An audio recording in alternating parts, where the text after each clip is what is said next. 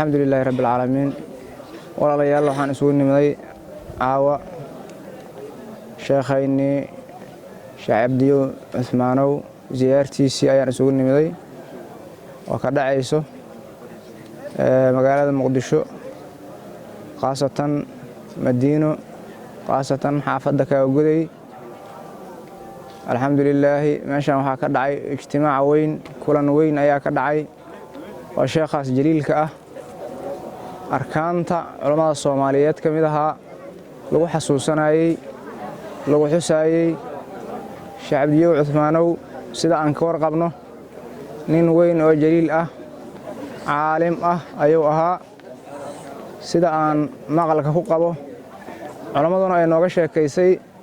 wuxuu ahaa ninkii ugu horeeyay oo Soomaaliya xadka ugu ahaayay ninkii ugu horeeyay oo Soomaaliya xadka ugu ayuu ahaayay Cabdiyo nin aad iyo aad diinta islaamka ugu halgamay gaaladii xilligaas joogtay iyo qurunkii jiray la diriray ayuu ahaa meel yaab la soo gaarsiiyay diinta islaamka ayuu ahaa annagana insha Allah taala annagoo barakaysanayno sheekhaas jaliilka ah xusayno taariikhdiisa sheegayno ayaan halkaan isugu nimiday rajaynayna insha Allah taala ziyaartaanu ay noo sii socod doonto ziyaar dhaxad ay noo noqon doonto insha Allah taala inta ka soo qayb gashana Allah liibaaniyo khayrkoodana Allah badiyo maraadkoodina Allah sahlo Allah nagu dhureeyo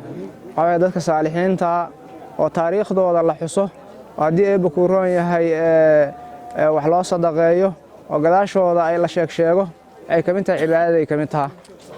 maxaa yeelay dadku waxa shacaa'irul islaam ay kamid yihiin dadka oo